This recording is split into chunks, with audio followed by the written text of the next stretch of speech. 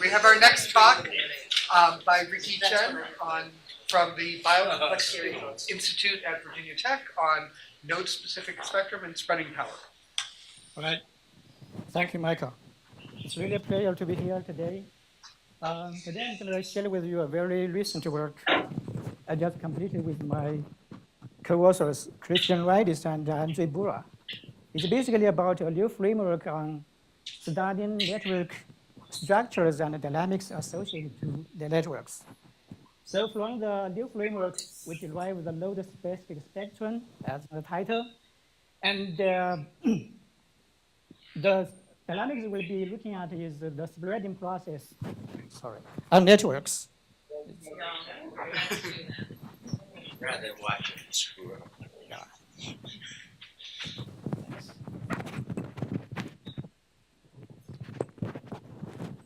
All right. Okay, sounds better. All right, the dynamics we'll be interested in is the spreading process on networks. So during the talk, if you have any questions or comments, please do not hesitate to interrupt me, and I'd be happy to discuss with you. All right, here we go. So this talk consists of the following parts. First, we got to have a very quick look at the background. Then we introduce our new framework, Chen decomposition. And next, we got to look at some theory on MC systems, which will be used later for the computation of the D spectrum or Chen decomposition.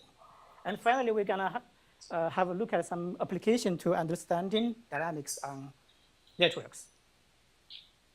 Well, I think I'm going to just skip this part, just basically the definition of basic concepts regarding graphs. All right, so studying the structural properties of networks is very important for us to understand how the networks appear in the way they appear. That is, what is the formation principles behind these networks? And it is also important for us to understand how the dynamics associated to the networks behave. So from the graph theory side, people have looked at graph spectrum, that is the distribution of the eigenvalues and eigenvectors of the adjacency matrix of the given graph. And we will also look at the degree distribution. We just look at the degree of every vertex in the graph and see if there is anything interesting there, like maybe it is the famous Barbashian scale theory. And people will also look at the shortest path among any pairs of vertices. And maybe we have the so-called small world phenomenon. Basically, that means the average distance of any pair of nodes in the network is very small. Besides this, we also look at K-core decomposition, motif identification, or community identification, etc., etc.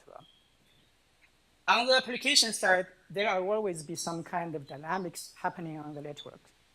For example, disease spreading or information spreading on the internet network, or more specifically, Facebook network or Twitter. So the question here is, how do we use the structural properties to understand the dynamics? So, for example, is that true that the vertex with the highest degree must be the most effective spreader of information or disease? Questions like that. So in summary, we have two objectives here. One is to study the structural properties of networks. The second one is to use these structural properties to understand dynamics. All right, here comes our new framework, Chen decomposition. So the motivation behind Chen decomposition is we study the K-core decomposition of networks. So the K-core of a graph is the maximum subgraph where every vertex has a degree at least k. And the core number of vertices is the core number of vertex V is k if it is contained in the K-core, but not k plus 1 core. So inspecting the definition here, it's like these different cores, like the I core, J core, are kind of independent. So what if we try something as follows? Let GK be the K core of G. Now we'll put all of these cores into a sequence, like G0, G1, G2, etc. So what can we say about this sequence? Well, here is a new description. it is a chain of subgraphs of G, where Gi plus 1 is a subgraph of Gi from the definition of the K-core. And secondly, for any index I and the vertex V in Gi, V has at least I labels in Gi. This part means the degree of each guy at least K. So there's not much we can say about the first condition, but looking at the second condition, it's like these GIs are still independent. So the idea behind our D-chain decomposition is exactly to make some connection between this GI and GJ. Right here is the formal definition. So it is still a chain of non-empty subgraphs of G, and where Gi plus 1 is a subgraph of Gi.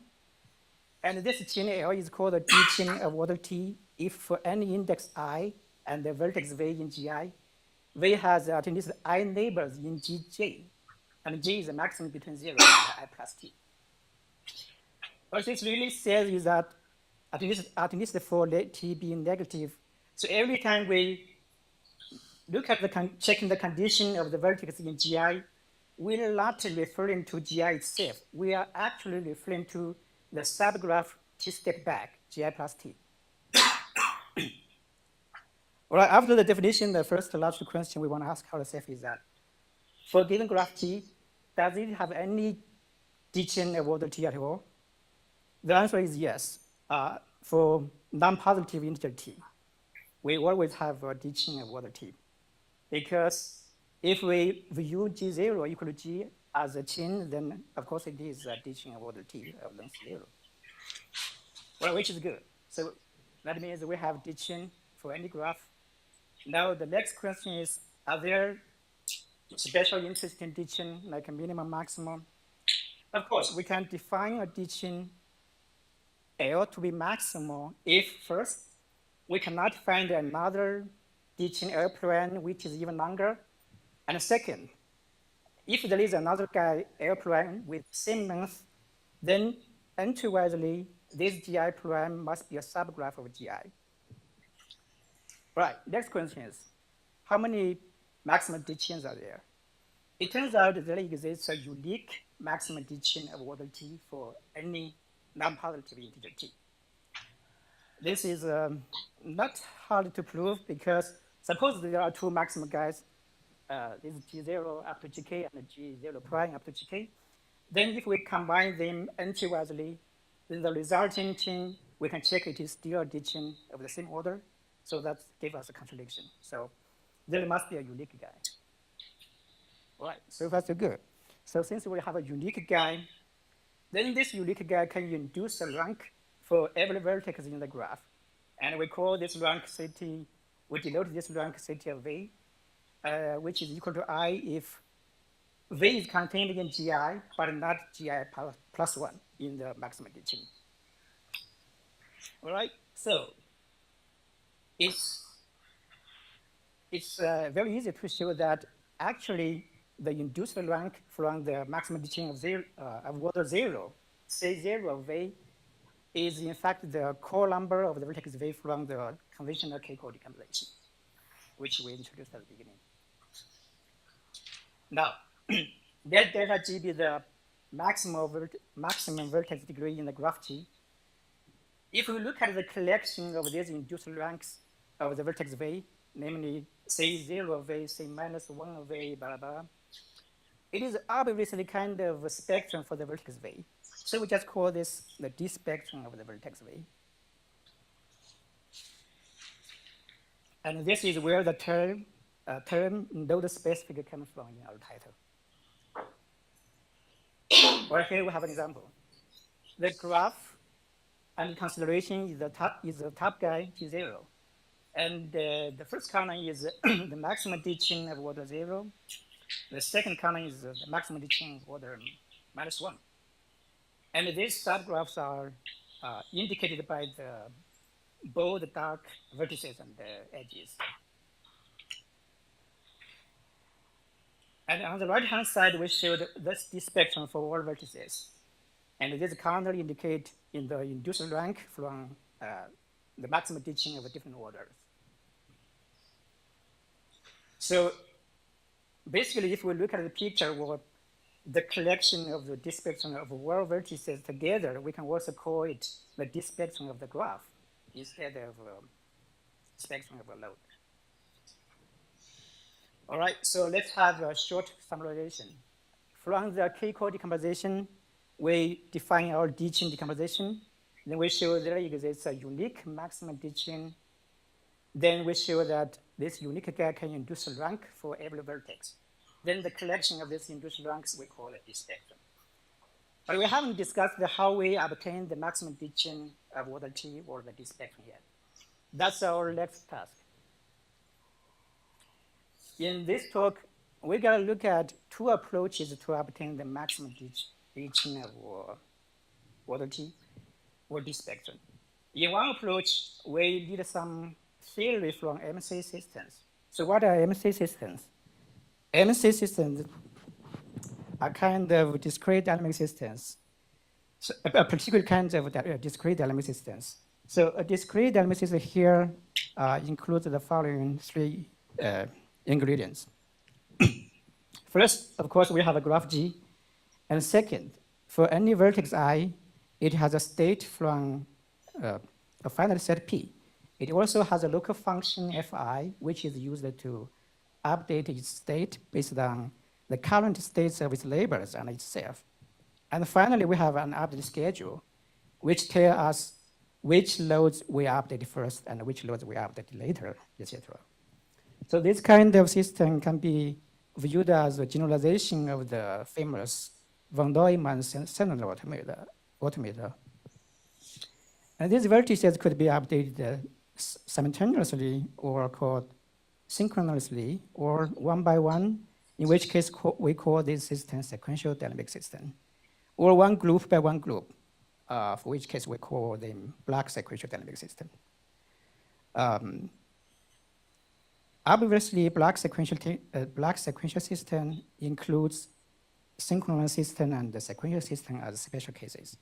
Because if each group contains all the vertices, then it is a synchronous system. If each group contains only one vertex, then it is a sequential dynamic system. By the way, Matt here is an expert on sequential dynamic system. All right, so one object regarding discrete dynamic system we're interested in is its phase space. So the phase space is the directed graph on the set of system states, P to the n, where we have a directed edge from the system state x to y if x can be updated to y. Of course, following the update schedule we're interested in. A directed cycle in the phase space is called a limit cycle. Here we have an example. So the underlying graph is the cycle with 4 vertices. And each vertex can take a binary state, either 0 or 1. Then the local function at each vertex is the binary law function. We got to update following the order 0, 1, 2, 3. And on the right-hand side, we have its phase space. So really, so each component in the phase space of a discrete dynamic system will be like this. That is, we have a directed cycle with some trees or branches attached to the cycle. All right. Depending on where a system state locates in the phase space, we may classify these system states into different classes. For example, we can define Garden of Eden GOE state, which are those having no predecessor. Namely, they are just leaves in the attached trees. And these system states on the limit cycle are called periodic points. In particular, if a limit cycle has length 1, then there will be a unique unique system state there, then that guy is called a fixed point. And we can just call the rest transient state. All right. So here we gotta say a little bit more about fixed points. Suppose we have a group by group updated schedule W equal to W1, W2. Here, each WI is a group. So this updated schedule is called fair if it satisfies this condition. What this condition really says is that every vertex I appear infinite number of times in these groups.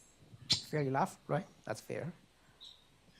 All right, a system state X reaches a fixed point Z under W if we start with X, then update according to the order specified by W. At some time step, say after Wi, the system state becomes Z, and after that, the system state will not change no matter how you update. Then we can prove that the set of fixed points does not change when we change the update schedule. And furthermore, there is a condition we can check whether a system state is a fixed point. That is, if Z is a fixed point, then whichever local function fv you wanna apply on Z, it does not change the state of the vertex V. So that is a fixed point. Anything clear so far? All right. Here comes the MSC systems. As we mentioned before, MSC systems are particular kinds of discrete MSC system. At first, suppose there is a linear order on a set P. Recall that P is the set of states a vertex can have. Now, if we look at the high dimension extension to P to the Q, then this linear order is going to induce a partial order, natural partial order like this. A function g from P to the Q to P is called a monotone if for any input x small equal to y, then the returned value g of x is small or equal to g of y. A local function fi associated to the vertex I is called contractive if for any input here. Here xi still indicates the state of the vertex I, and these xj's are the states of its labels. So no matter what's the value of these labels and itself, suppose it is updated to xi prime, then we require x prime is always smaller or equal to xi. Basically, that means you cannot increase every time you update. So if a dynamic system where every local function is monotone and contractive, then we call it an MSC system. All right, what's good for the MSC system? Well, here's the good point. So for any two fair update schedules, W and W prime, and any state X, it is going to reach the same fixed point under these two different update schedules.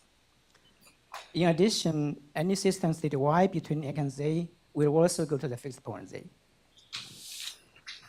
Maybe I'm gonna say a little bit about the proof. First, we're gonna show that X is reaching a fixed point under the update schedule W. This is obvious because it is a contractive system. So every time you update it, you're going to decrease the value. But since it is a finite set, you have to stop somewhere. So the place it stops is obviously a fixed point. And secondly, we show that anything between X any other system state Y between X and Z or cross with Z can never be a fixed point for the W system. And finally, we use the fact that these two different systems have a same set of fixed points, the proposition we just showed before. Then that means in W prime system, X is also going to a fixed point. Since Z is still a fixed point in W prime system, and Y cannot be a fixed point in WY system. So X has no choice but go to the fixed point Z. So they go to a semi-fixed point. What this theorem really says is that any guy is going to a fixed point, and it does not depend on your update schedule. You can update it in any way you want. Like T system. T system is a very concrete system. I would call it a kind of quasi-MNC system or pseudo-MNC system. What it means is that it's not an MNC system in the whole space of the system states. But if we restrict it to a subspace, then it is an MNC system there. So here's the definition. So for graph G, suppose each node can take a state from the set N, and the local function fv at the node v returns the maximum k such that there are at least the k of its labels having states at least the k plus t.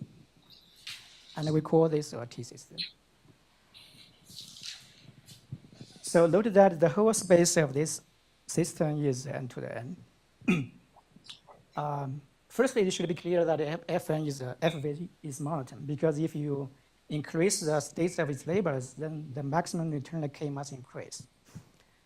However, this guy is not generally contractive. Here we can look at this example. Suppose the current state of the vertex V is 1. It has two labels with the states 2 and 2. By the definition, the maximum internal K should be 2, which is a lot smaller than 1, so it is not contractive.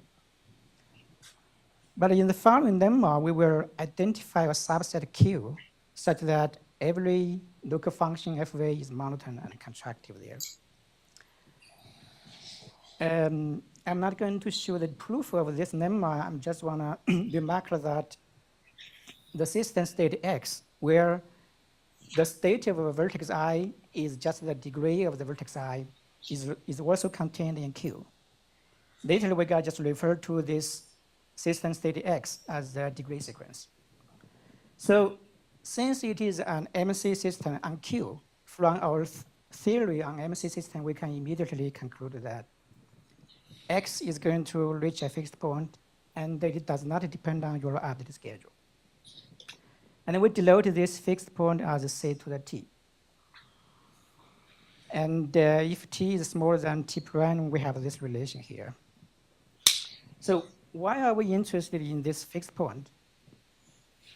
Well, it's quite interesting because it actually gives us the induced rank for the vertex, for the vertices from the maximum ditching of order T.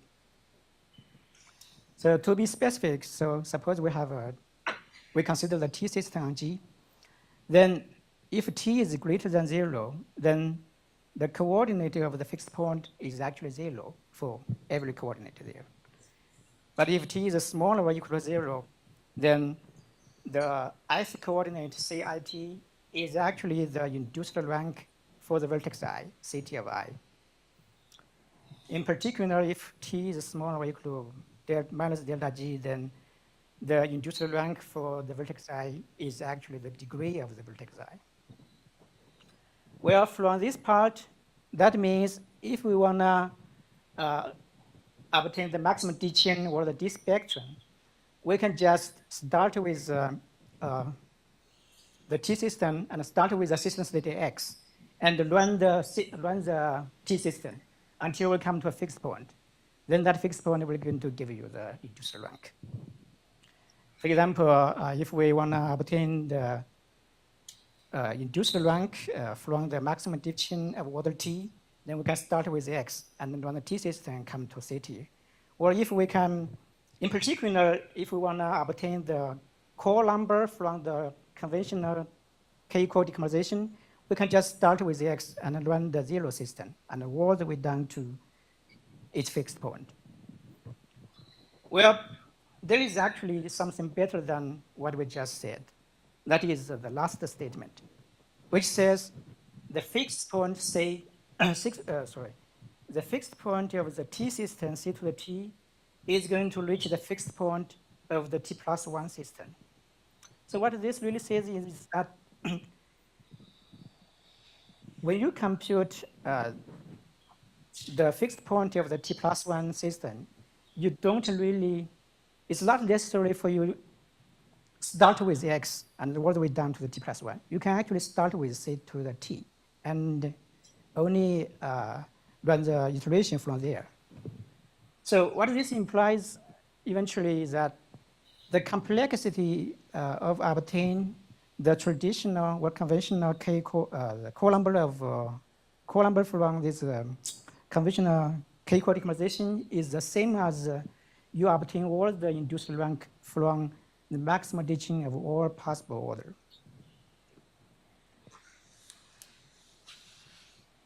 All right.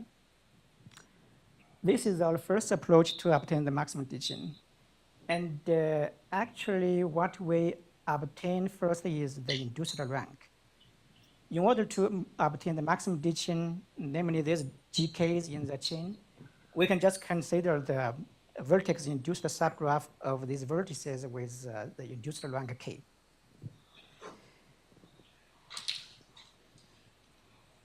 Right, here comes our second approach. it is a vertex deletion algorithm. From this approach, we will directly obtain GK instead of obtain the induced rank first. So the idea behind this is that if we look at the definition of the maximum addition, every time when we, if we check the condition of the GK satisfied, then it says any vertex in GK will have at least k neighbors in GK plus T. And when we check in GK plus T, we have to refer to GK plus 2T, and all the way down to some GI, where I is a remainder of the K modular minus T. And eventually GI is going to refer to G0, which is the graph G itself. Now, if we reverse the backtracking process we just mentioned, then we have to obtain GI first. So what's the condition for GI? GI is the set of vertices where each guy has at least I neighbors in the original graph G. So it's like, it seems to obtain GI, we can just delete all the vertices with degree less than I in the original graph G. Similarly, to obtain GI minus T, then we can just delete all the vertices with degree smaller than GI minus T, but this time in GI, not in the original graph, and so on and so forth. And this is the idea behind this. Now, of course, we have to show this. When you obtain these graphs, they really form the maximum ditching of this order T. All right, we're not going to go to the proof of this one. All right, finally, we have some look at some application. So the dynamics we'll be looking at is the SIR spreading process on networks. So here's the short introduction of the SIR spreading process. We got a model, a population as a network, and each load represents an individual, and we place an edge between two loads if the two individuals have a certain interaction relation. And each load could be in either one of the three states. Either it is susceptible or infected or recovered. At the beginning, each load is either susceptible or infected. And during the process, at each step, an infected load may infect each of its susceptible neighbors with a certain transmission probability, and then it gets recovered with a certain another probability.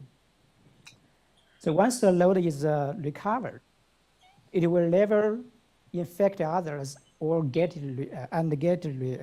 infected by others. And for simplicity here, we gotta assume that every infected load will become recovered with probability 1. So the process stops when there are low loads in the infected state. So namely, eventually every load is either susceptible or recovered. And the infection rate of this process means just the infected population over the total size of the population. Because from our construction, every infected guy will eventually become a recovered guy. So infection rate can be computed by the ratio of the recovered guy over the total size of the population. Obviously, the infection rate will increase if we increase the transmission probability, sorry. But this process has a phase transition phenomenon. That is, there exists a threshold for the probability, transmission probability. If you change the probability below the threshold, then the infection rate does not change much. But if you change from a probability below the threshold to some probability above the threshold, then the infection rate changes significantly. And this kind of phenomenon we call the phase transition. We gotta call the the threshold epidemic threshold. And it can be computed by this formula here.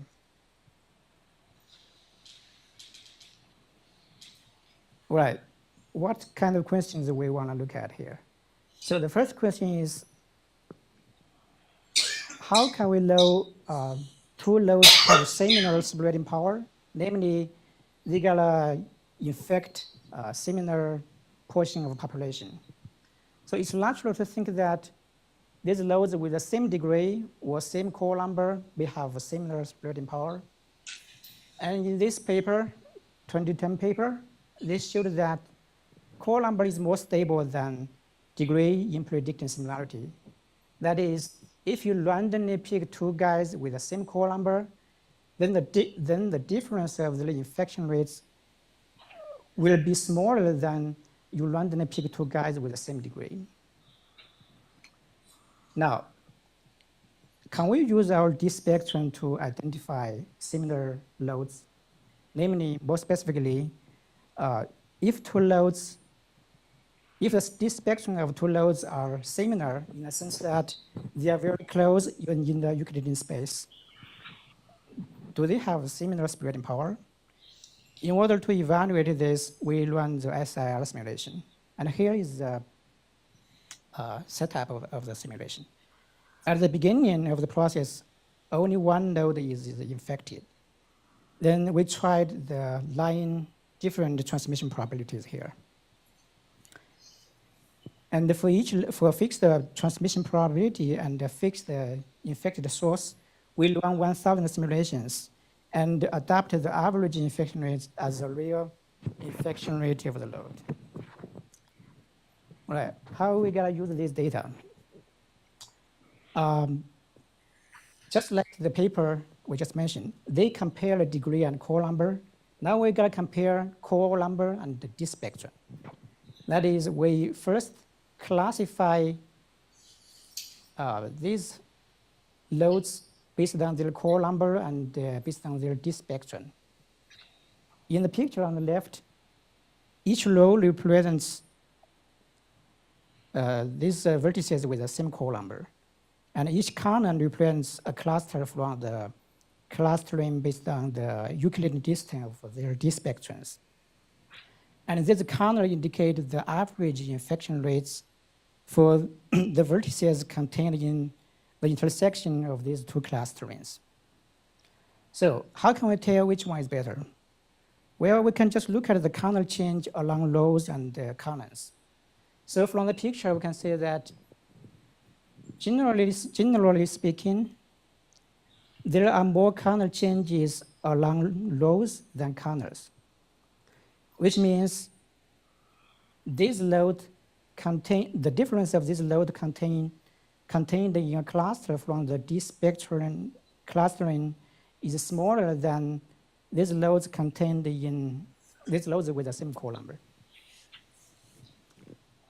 And on the right-hand side, we have another way to look at this. So we see many points in the right figure, and each vertical, these points on a same vertical are actually from a row in the left figure. So first we compute the dispersion of infection rates of loads in a same row on the left in the left figure. And by dispersion, we mean the variance of the infection rates normalized by the mean of the infection rates. And we call this low dispersion. And similarly, we computed the dispersion for these little squares on the same row. And we also compute their average of dispersions. Now, next we gotta plug in this data into these points. So in each vertical line of points, the x-coordinate will be the low dispersion of that corresponding row. And the y-coordinates of these gray points will be the dispersion of each square there. And the y-coordinates of the black points is the average over these gray points. So from this figure, and also this red line indicates the line x equal to y. From the figure, we can say that most of the almost all black points are below the diagonal. Namely, the low dispersion is usually larger than the average dispersion. Even when we look at these gray points, most of them are also below the diagonal, which means the dispersion of these little squares on the same row will be smaller than the low dispersion. What this really means is that suppose you are asked to pick two guys of similar spreading power. There are two approaches.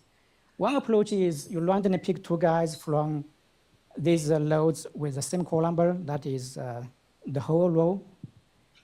The second approach is you first refine this set by the dispectrum of these vertices contained in the set. Then you randomly pick a little square, and you randomly pick two guys over there. Then the picture tells you that the second approach here is better because statistically, the difference of the second approach is smaller than the first approach.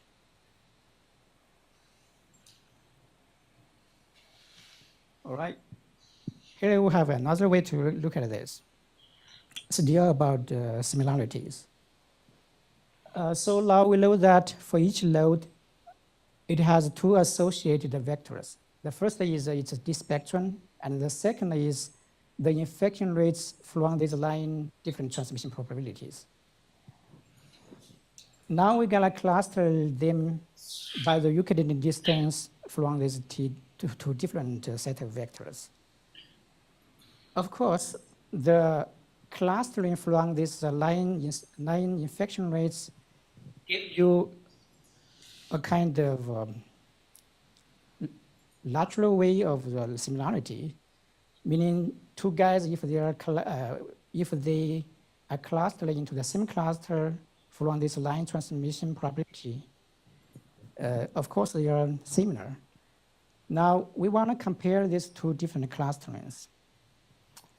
So ideally, if this spectrum kind of 100% accurate for identifying similar loads, then the clustering from this spectrum should completely the same as clustering from the line infection rates.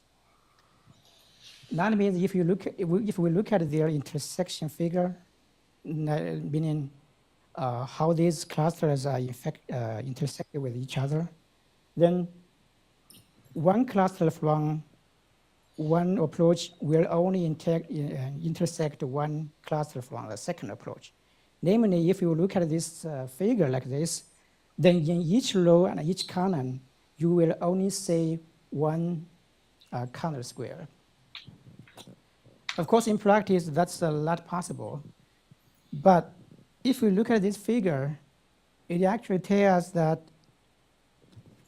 the mass of each row or each column kind of concentrate only on a few squares, which means it is still good. So the two clustering is still actually quite correlated with each other.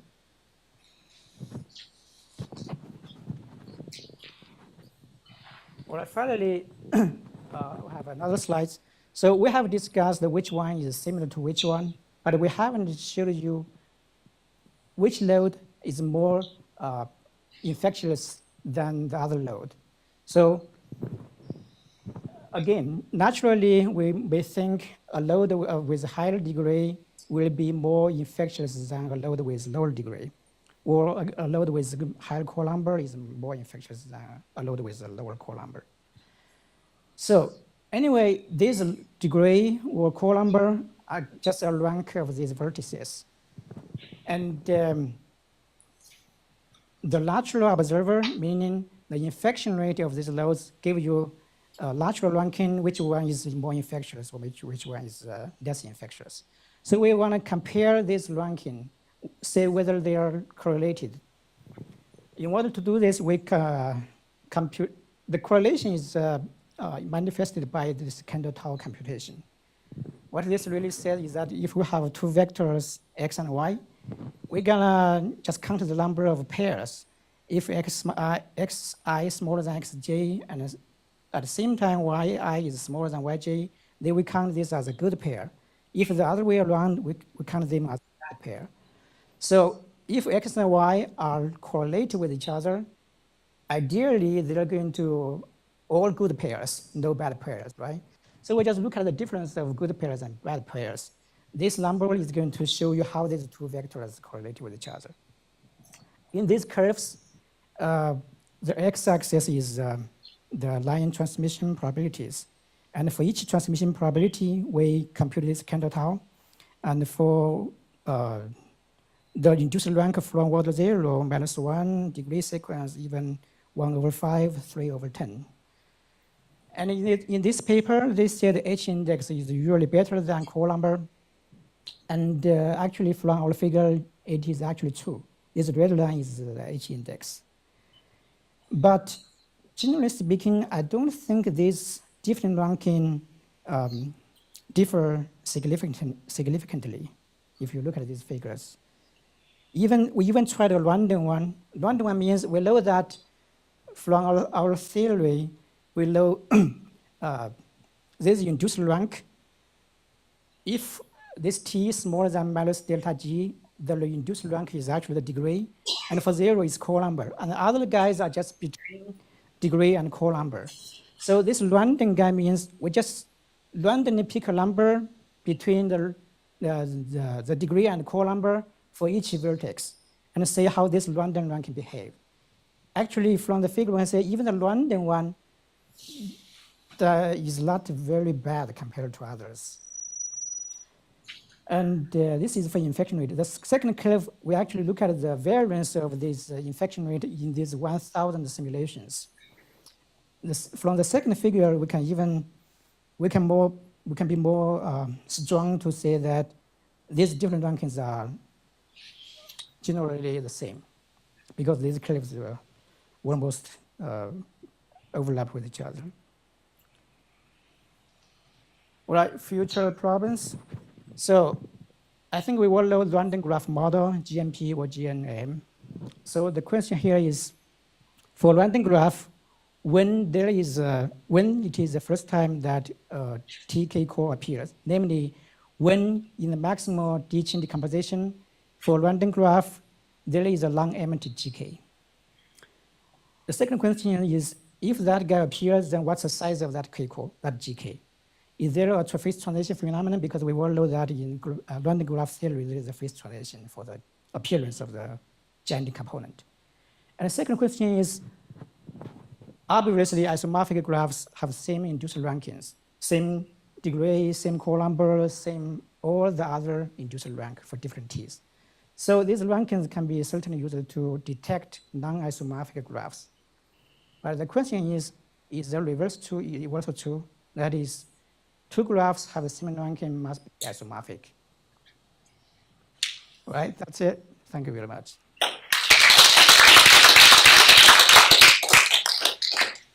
Questions?